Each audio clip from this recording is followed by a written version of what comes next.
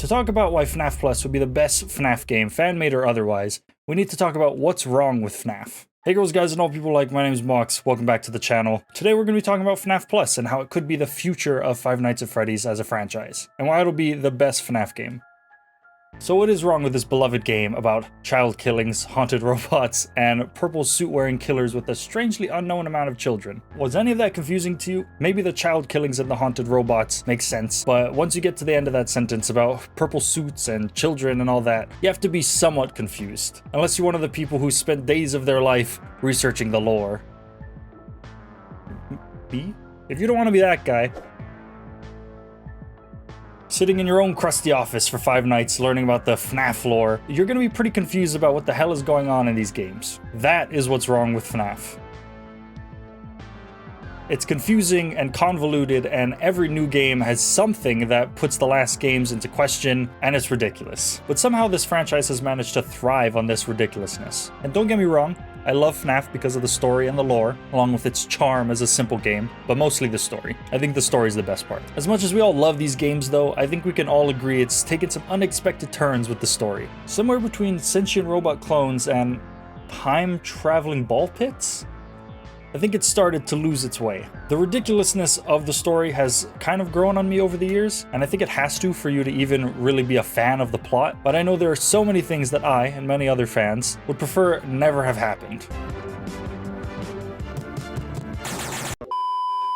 Alright, now I just spent a good while giving a very strange review of FNAF as a whole, but what does FNAF Plus, a fan game that's not officially canon, have anything to do with our current mess of a storyline?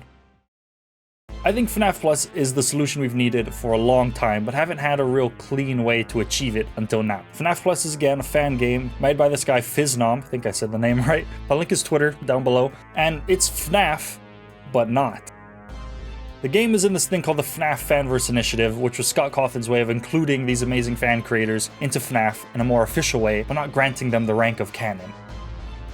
This gives them nearly complete creative freedom with the plot of these games while still being tied to the FNAF name in an official way. Are you starting to see the potential here from a storytelling standpoint? It's FNAF, but not tied down to any of the insane babbling that is some of the canon lore.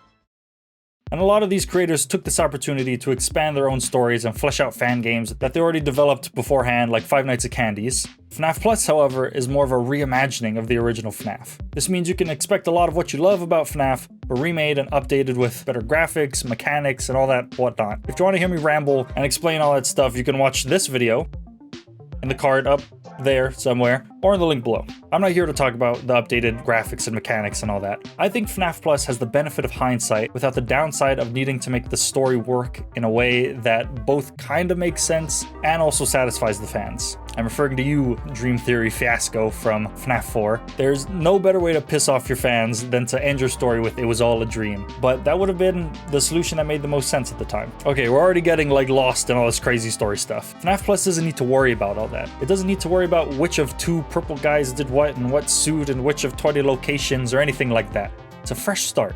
Potentially being able to use everything that made FNAF's story great as a guideline. Now before you start yelling at me over the thought of a remake, I just want to remind you it's not canon. That's what's great. You can appreciate the canon story for what it was, a beautiful mess, while still being able to live out an incredibly well-made alternate universe storyline. Now, I'm not 100% up to date on what FizzNom wants to do with this game, but last I checked, he wanted to make a remake/reimagining while also doing his own thing. I'm not expecting a one-to-one remake, and I don't think that's what they want either. In this lengthy Twitter post that I reviewed in this video, they said they want to make it their own as they're truly not happy with the direction of the official FNAF games, which I super agree with. I can't say for certain, but I'm hoping that means we get less of this, and more of what made FNAF great, an intriguing and mysterious story intertwined with some nice indie gameplay. Alright, so FNAF Plus may be the future of FNAF games, etc, etc. But how can they do better?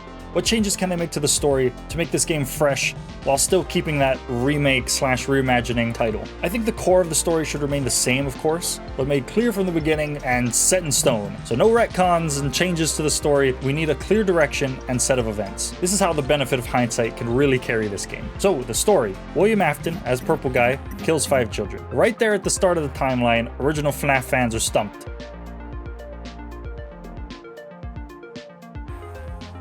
I don't think we have an answer for that. Hold up, do we have an answer for that? I think if we want to keep this simple, we just say he's crazy. He likes killing kids. It's a simple motive, but not an unrealistic one. And maybe that's a good thing, considering the next step in the timeline is the children's soul possessing animatronics. But if you want to capture a little of the craziness from OG FNAF, we could say he killed them while doing experiments with Remnant. If you don't know what that is, well, then you're kind of in the same boat as me. I don't know exactly what it is either, to be honest with you. But for the sake of this, just think of it as soul juice, a physical representation of your soul. Now right there, things get confusing again, so we gotta set some hard rules down as to how everything works. William Afton kills these kids to experiment with Remnant.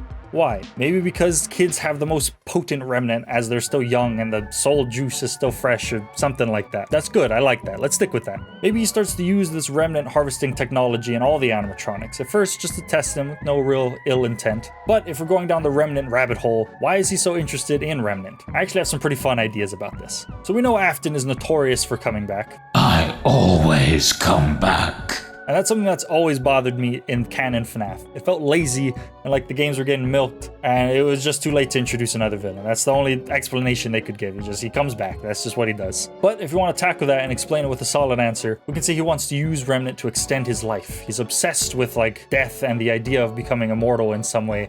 And he's found out how. This storyline makes him a simple villain with a solid motive. But if you want to go a little crazier, we need to go a little further back in Afton's timeline. The Bite of 83. Like all the memes and jokes now. Alright, so William Afton and Henry Emily, I think his name's Henry Emily, right? Is that true? They create Fredbear's Family Diner. Was this the original location in canon?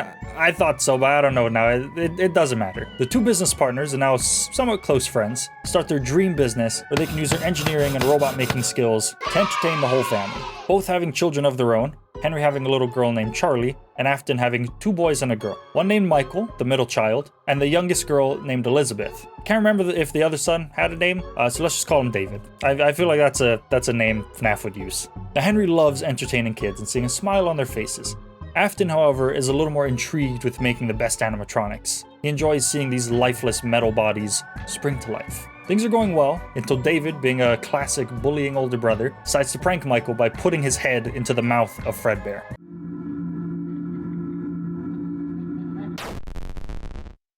Michael gets bitten, specifically in the frontal lobe, if you care about the details. Fredbear is decommissioned, and Afton is distraught, his middle child now clinging to life in a hospital bed. Maybe this hospital bed is in his own bedroom, giving him nightmares about Fredbear and his father's other work-in-progress animatronics. Who knows? We'll cross that bridge when we get to FNAF Plus 4. Afton, who's already intrigued with bringing his robots to life, now begins to obsess over it. If he can bring these soulless robots to life, there has to be a way for him to save his child. Alright, now this is where I get a little lost, but for the sake of time, let's just say he happens to figure out what Remnant is and how it works and all this stuff and how he can use it to extend his child's life. A perfect motive to lead him into killing children, while also giving his character some depth. He's not just a bad guy for the sake of being bad. He's driven by saving his child. Jumping back to current FNAF Plus events, we have some loose ends to tie up. What about the other children? What happens to the diner? The diner is shut down, and although Henry is worried about his friend, Afton reassures him that they should reopen under a new name. Elizabeth and David maybe end up a part of their father's early experiments, using Remnant to trap their souls in animatronic bodies, and their lives have been successfully transferred and extended, but they're now permanently stuck in those metal bodies. Henry's daughter Charlie, always the curious kid, or maybe being a bit of a sleuth, discovers Afton's plans, and maybe even witnesses one of the murders. She's in the wrong place at the wrong time and gets killed by Afton, but there's one witness to her killing. A security animatronic in the shape of a puppet, a joint creation from Henry and Afton. This animatronic is built to care about the children, putting their safety above all else. When it sees Charlie dying, despite the pouring rain, the puppet drags itself outside to be with Charlie, and the two are forever bonded, as Charlie's soul enters the animatronic, making her the marionette. I'm getting chills about this. I don't know about you guys, I'm getting chills. I'm liking this. Now the murders keep happening, and Afton's mental state becomes worse and worse, and Michael's running out of time. Afton begins to eventually just hurriedly stuff the children's bodies into the animatronics, trying his best to get his experiments to work. Remnant from these innocent children is still being tampered with, but now they have Charlie to guide their souls into their new bodies. Scared and stuck in these awkward metal forms, the children lash out, causing mysterious mishaps, and Freddy's Pizzeria is eventually closed down. And that leaves us here, in the present day of FNAF Plus. We set some ground rules down with how Remnant works, and why things get possessed the way they do and all that stuff. We came up with a solid motive for our characters and our villain, and now the game just needs to provide the players with a way to find all that. The real issue with canon FNAF isn't the convoluted story, it's the setup. The story is pretty great once you strip it down to its more basic parts. It's the sequels and the prequels that try to extend its life that made it hard to follow. The real reason that Purple Guy always comes back isn't Remnant, it's to sell another game. And FNAF Plus can change that. Using the absolute mess of a story that we had, they can polish it, snip the bad parts away, and turn it into something amazing. A story worth telling that doesn't require 7 business days to explain how we got there. FNAF Plus can, and I think should, be the future of FNAF if the creator wants to take it that far. But what do you think? Do you agree with any of what I just said? Do you want to hear more of my version of FNAF Plus's story? So basically just theory videos on a non-canon fan game? Let me know down in the comments below. I'd love to hear your thoughts, your ideas, all this cool stuff. Let me know. What do you think about FNAF Plus as a whole? I've seen some people love it, some people super hate it. I love it. And I'm excited to see where it goes. I'm going to be switching some things around with the channel, trying to do more videos like this, less gameplay oriented. I talked about it a whole bunch in the community post linked down in the description. But thank you all so much for watching. Don't forget to like, comment, and subscribe if you enjoyed this. Stay tuned for more. See you all in the next one, and goodbye.